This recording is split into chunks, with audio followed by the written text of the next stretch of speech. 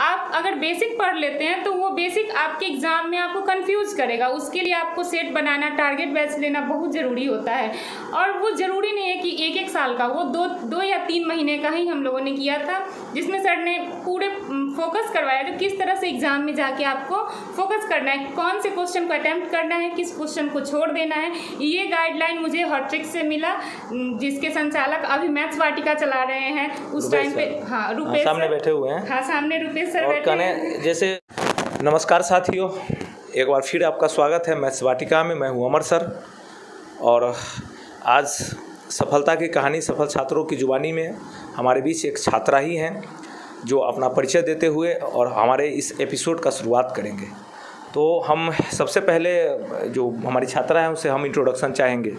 Sir, मैं Mamta Kumari Samastipur district Bihar से हूँ और मेरा सिलेक्शन एसएससी CHSL 2017 में पोस्टल असिस्टेंट के तौर पे हुआ है और मेरा ज्वाइनिंग 31 अक्टूबर को है पोस्टल असिस्टेंट इलाहाबाद HO में। बहुत बहुत धन्यवाद और आपको मुबारकबाद भी दे दें क्योंकि आप सफल हो गए। Thank you. और हमारे बीच मैथ्स वाटिका चैनल के डायरेक्टर साहब रुपेश सर भी बैठे हुए हैं। सबसे पहले हम ममता से ये सवाल करना चाहते हैं कि जनरल में रिजल्ट देना कितना टफ है या चैलेंजिंग काम है। जनरली माना जाता है कि जनरल है ऐसा चर्चा होती रहती है और तुमने जनरल में रिजल्ट दी हो और एसएससी में खासकर जो सेंट्रल सरकार का जॉब है उसमें महिलाओं का कोई रिजर्वेशन प्लान अभी तक नहीं है, ठोस रिजर्वेशन प्लान, तो उसको कैसे आपने लिया?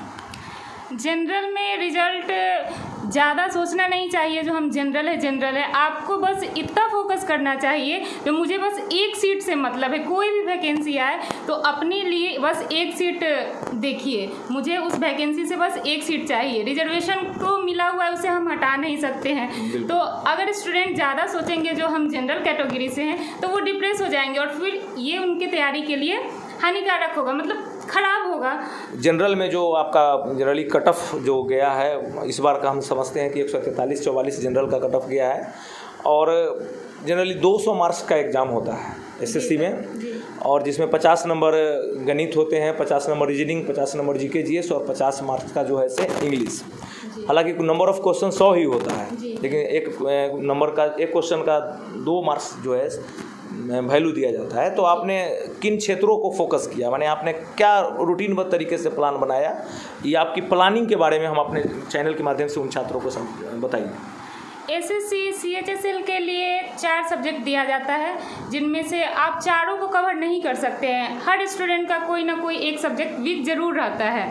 तो स्टूडेंट से प्लानिंग करें कि हम जो भी सब्जेक्ट मेरा अच्छा है उसको और अच्छा बनाया जाए। जैसे मेरे टाइम पे था कि मेरा मैथ्स रीजनिंग अच्छा था, जीके जीएस भी ठीक था और इंग्लिश मेरा उतना बेटर नहीं था।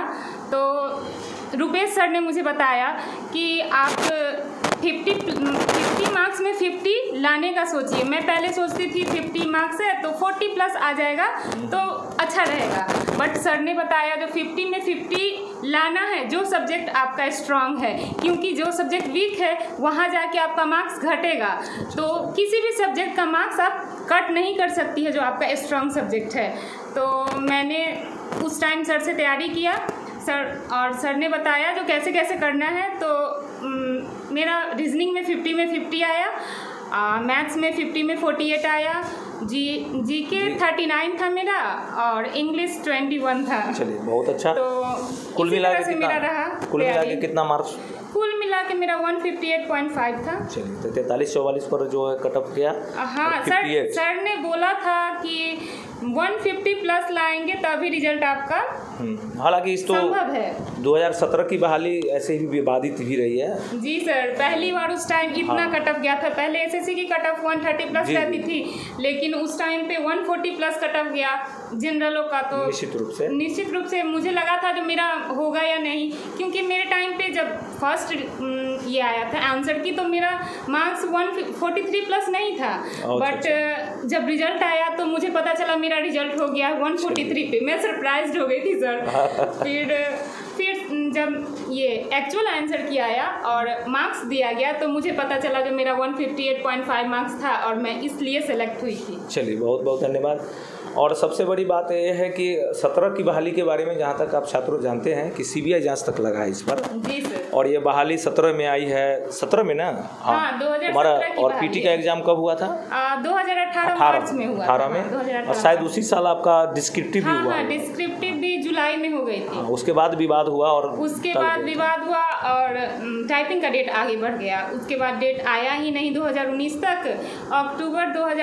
अक्टूबर या सितंबर में 2019 में मेरा टाइपिंग का एग्ज़ाम हुआ है। चलिए, और ऐसा आप प्लान करके गई थी कि जो इस बार रिजल्ट हो ही जाएगा? नहीं सर, मैंने बताया ना, मैं रिजल्ट चेक करके सरप्राइज हो गई थी जो मेरा रिजल्ट कैसे है, क्योंकि उस टाइम पे आंसर की मिलाने के कारण मुझे नहीं पता था जो मेरा रिजल्ट हो गया है। बट जब फाइनल आंसर की आया तो मुझे पता चला जो इस कारण मेरा रिजल्ट हुआ है। बट नहीं तो मैं रिजल्ट देख के खुद भी सरप्राइज थी। कहने का मतलब ममता ये बताना चाह रही है कि आपके मन में भी एक सवाल उठते रहता है कि आप बहुत मेहनत करते हैं फिर भी आत्मविश्वास नहीं लाते कि शायद मैं अभी प्रतियोगिता परीक्षा देने लायक नहीं हुआ हूँ। लेकिन जनरली जो ममता की बातों से लगता है कि आपको एग्ज़ाम देना चाहिए, अपीयर होना चाहिए। इनके कहने का ये है कि मैं इस सोच के एग्ज़ाम नहीं दी थी कि मेरा रिजल्ट होगा, क्या यही ना? लेकिन फिर भी हुआ। फिर बहुत सारा माहौल बनाए जाते हैं, प्रोपेगेंडा तैयार किया जाते हैं, और मार्केट में कुछ ऐसे शिक्षक भी हैं जो उनका अनुभव नहीं है कि क्या करना चाहिए नहीं करना चाहिए, वो गाइडलाइन आपको देते रहते हैं। ये समस्या भी हो जाती है। लेकिन टाइप के लिए भी एक माहौल बनाया जाता है कि टाइप में बहुत ज़्यादा स्पीड होनी चाहिए। जनरली हम भी सुनते रहते हैं बच्चों गाइड। तो क्या तुम्हारे साथ भी ऐसा माहौल देखने को मिला था? हाँ सर, टाइपिंग के टाइम पे तो मैंने सोचा था मैं जाऊंगी नहीं टाइपिंग देने। अच्छा? क्योंकि सर 35 प्लस मुश्किल से मेरा 40 जा पाता था, क्योंकि मैं घर से टाइपिंग कर रही थी। बहुत लोगों ने कहा पटना चली जाओ, बट मैं नहीं गई। तो मेरा मुश्किल से 40 प्लस था, और लोग बोलते थे जो अगर आपका 50 प्लस नहीं हुआ ना तो वहाँ जाके ऐसा माहौल होता है जो आप टाइप नहीं कर पाएंगे और आपका मटेरियल नीचे से छूट जाएगा टाइपिंग करते करते, और आपका सिलेक्शन नहीं होगा। बट एसएससी में क्या है कि आपका स्पीड से ज़्यादा आपकी एक्यूरेसी को मायने दिया जाता है। एक्यूरेसी अगर आपका सही है तो आपका सिलेक्शन होगा। उसमें 1750 कीवर्ड्स आते हैं टाइपिंग के लिए। जी। तो ज़रूरी नहीं है जो अगर 1-2 वर्ड छूट गया तो आप फेल हो जाएंगे। उसमें ज़रूरी ये है जो आपका एक्यूरेसी बिल्कुल 90 प्लस होना चाहिए जनरल के लिए मैक्सिमम। हाँ, 90 प्लस होना चाहिए। 90 प्लस होना चाहिए। और तुमने आत्मविश्वास के साथ टाइपिंग भी। और सर मैं सरप्राइज ये भी हूँ कि मेरा एक्यूरेसी 98.5 था। बहुत बहुत धन्यवाद। चलिए, और इस चैनल के माध्यम से जो आपको बताया जा रहा है उसको निश्चित रूप से आपको इस पूरा वीडियो को देखना चाहिए और समझना चाहिए। तो इस प्रक्रिया में जो सफलता का प्रक्रिया है उसमें आप किनके मार्गदर्शन को आप अगर श्रेय देना हो कि भाई हम एक मार्गदर्शन में किनके नेतृत्व में, तो आप किनके बारे में बोलना चाहेंगे? सर मार्गदर्शन तैयारी के लिए तो मैं जब पढ़ रही थी 10th 12th के बाद, तो मुझे ऐसा नहीं लग रहा था कि मैं आगे जाके कंपटीशन का तैयारी करूंगी। समस्तीपुर में खास करके उतना बढ़िया माहौल नहीं था और बाहर जाना नहीं था, तो लग रहा था जो कुछ नहीं होगा। बट जब मैं यहाँ हॉट ट्रिक्स जो रुपेश सर के द्वारा चलाया जा रहा था और साथ में अमर सर भी आते थे, हाँ बैठे हुए हैं, तो जब मैं 2016 में उससे जुड़ी तो मुझे लगा जो नहीं मैं भी कुछ कर सकती हूँ। और देखिए कितना अच्छा हुआ जो 2016 मैंने ज्वाइन किया, फाउंडेशन बैच सर से पढ़ा, उसके बाद सर ने 2017 में टारगेट बैच लाया, 18 में एग्जाम दिया और अभी मैं रिजल्ट के निश्चित रूप से। तो सबसे ज़्यादा आपको लाभ टारगेट बैच ही है ना? जी सर, टारगेट आप अगर बेसिक पढ़ लेते हैं तो वो बेसिक आपके एग्जाम में आपको कंफ्यूज करेगा। उसके लिए आपको सेट बनाना, टारगेट बैच लेना बहुत ज़रूरी होता है। और वो ज़रूरी नहीं है कि 1-1 साल का, वो 2 या 3 महीने का ही हम लोगों ने किया था, जिसमें सर ने पूरे फोकस करवाया जो किस तरह से एग्जाम में जाके आपको फोकस करना है, कौन से क्वेश्चन अटेम्प्ट करना है, किस क्वेश्चन को छोड़ देना है। ये गाइडलाइन मुझे हॉट ट्रिक्स से मिला, जिसके संचालक अभी मैथ्स वाटिका चला रहे हैं। उस टाइम पे हाँ रुपेश सामने बैठे हुए हैं। हाँ सामने रुपेश सर बैठे हैं। जैसे इस पीरियड को एक एपिसोड इसको हम जो चला रहे हैं उसमें हम एक चीज़ और जानना चाहते हैं कि प्रतियोगिता परीक्षा से कब जुड़ी है? प्रतियोगिता परीक्षा से मैं सर मेरा एज ही 2016 में कंप्लीट हुआ तो था। 16 से जुड़ी? हाँ, तो 2016 में ही मैं फर्स्ट और 17 में तो वैकेंसी आया, 16 में हॉट ट्रिक्स यानी कि अब जो मैथ्स वाटिका। उससे पहले मैं और कहीं से नहीं जुड़ी हुई थी। और उसके बाद हम भी आ गए वीकली। जनरली हम तो समाज सेवा से जुड़े रहते हैं और समय अभाव था, लेकिन एक दिन ही आके GK/GS शनिवार के शनिवार लंबा समय 4 घंटा 5 घंटा जो भी संभव था हम दिया करते थे। उसके बाद जो है से रुपेश सर के नेतृत्व में ही टारगेट बैच चलाया गया था, क्योंकि क्योंकि मेरा आदर्श तरुण फाउंडेशन जानते हैं, हम सब एक परिवार है, चाहे मैथमेटिक्स का हो जाए, हॉट्रिक्स हो जाए, या आदर्श तरुण जागरण हो, आदर्श तरुण फाउंडेशन हो, विभिन्न नाम चेंज होते रहा है, लेकिन हमारे परिवार है। तो हम सर से जानना चाहेंगे कि टारगेट आपका, मैंने ये प्लान आपके मन में आया था सर, तो क्या आप सोच के इसको लाए थे? एक्चुअली में 2017 के आसपास में ना स्टेट गवर्नमेंट का या फिर सेंट्रल गवर्नमेंट का कोई मार्केट में वैकेंसी था नहीं, और तैयारी भी कराना था इन लोगों का, है ना। तैयारी इन लोगों का अच्छा लग रहा था, तो हम प्लान किए कि नहीं, कुछ जो भी मार्केट में वैकेंसी है उसी का तैयारी कराया जाए। तो उस समय मार्केट में सिर्फ एक वैकेंसी CHSL हमको दिखाई दिया, और हमको लगा कि कुछ स्टूडेंट यहाँ हैं जो इस योग्य हैं, अगर तैयारी कराया जाए तो लोग निकाल सकते हैं। तो 3 महीने का हमने टारगेट रखा था। जिस समय उस बैच को हमने दिया था उस समय 3 महीने का हमने टारगेट रखा था कि 3 महीना में हम प्रिपरेशन करा लेंगे, क्योंकि इन लोगों का फाउंडेशन हो चुका था। मैथ्स जान रहे थे, रीजनिंग जान रहे थे, है ना, GK GS ऑलमोस्ट पता था। अंग्रेजी थोड़ा सा कमज़ोर था इन लोगों का, जैसा कि इन्होंने बताया। हालांकि अंग्रेजी के भी इन लोगों के टीचर हम ही थे शायद, है ना। तो उसके बाद हम सोचे कि चलिए जो पार्ट आप लोगों का मजबूत है उसी के ऊपर काम किया जाए। तो मैथ्स के ऊपर हम बहुत अच्छा तरह से इन लोगों को काम करवाया। रेगुलरली 2 सेट बनाया जाता था, है ना, प्रत्येक दिन 2-2 सेट। और GK GS में 200 क्वेश्चन इन लोगों को करके आना होता था, ऑब्जेक्टिव क्वेश्चन, है ना। हम जो स्टूडेंट्स मैथ्स वाटिका के माध्यम से इस एपिसोड को देख रहे हैं उनको हम यह भी बताना चाह रहे हैं, है ना, कि जो GK GS को लेकर के एक संदेह मन में बना रहता है कि कैसे उसका प्रिपरेशन करें या किस तरीके से उसका तैयारी होगा। बहुत सारा क्वेश्चन है, हज़ारों क्वेश्चन है ना।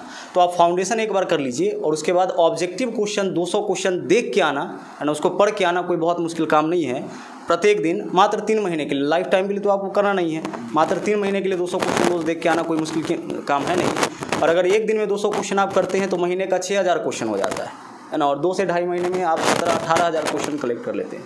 तो इसी बेसिस पर हम तैयारी कराते थे इन लोगों का, है ना। प्रत्येक दिन 200 क्वेश्चन GK GS का करते थे, 2 सेट मैथ का होता था, 2 सेट रीजनिंग का होता था। अंग्रेजी में भी हम इतना करा देते थे कि कम से कम 10 क्वेश्चन आप लोगों को बस बना लेना है, जिससे सिर्फ सिलेक्शन आपका हो जाए, है ना। 150 स्कोर कराने का हमने टारगेट उस समय रखा था, और इन्होंने 150 को भी क्रॉस कर लिया, 158 जैसा कि इन्होंने बताया। इसके लिए तो धन्यवाद की पात्र हैं हमारी ममता। और इन्होंने अपने परिवार का मान सम्मान, गुरुजनों का भी मान सम्मान बढ़ाई है। और निश्चित रूप से हम रुपेश सर को भी धन्यवाद देते हैं, क्योंकि यहाँ का नेतृत्व यही कर रहे थे। हम तो इनको सब्सिडरी पेपर है जो आके पढ़ाते थे, जो एक पोर्शन था GK GS बोल रहे थे सर का आग्रह हुआ तो मैं यहाँ आके सेवा देता था। इसलिए सारा जो ज़्यादा से ज़्यादा जो इस लड़की की सफलता में है वो हमारे साथ माने ज़्यादा रुपेश सर का ही है। इसलिए हम रुपेश सर को भी धन्यवाद देते हैं कि एक माहौल देने का काम इन्होंने यहाँ किया है।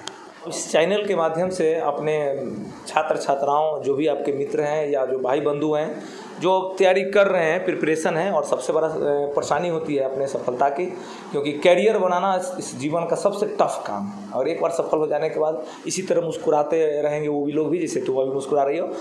तो हम ममता से एक आखिरी सवाल पूछना चाहते हैं कि हमारे चैनल के माध्यम से उन छात्राओं को जो जनरली अभाव फील करते हों या अपने कैरियर बनाने में संघर्षरत हो, उनके क्या कहना चाहती है?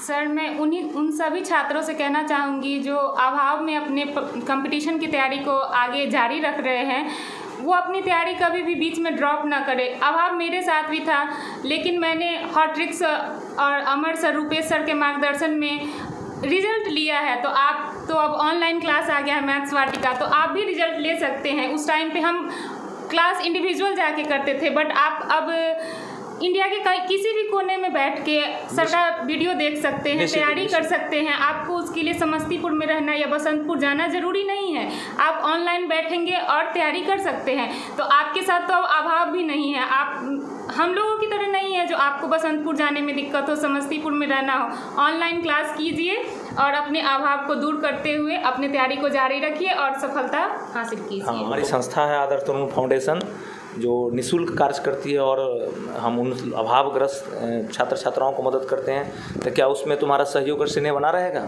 जी सर, ये भी कहने की बात है।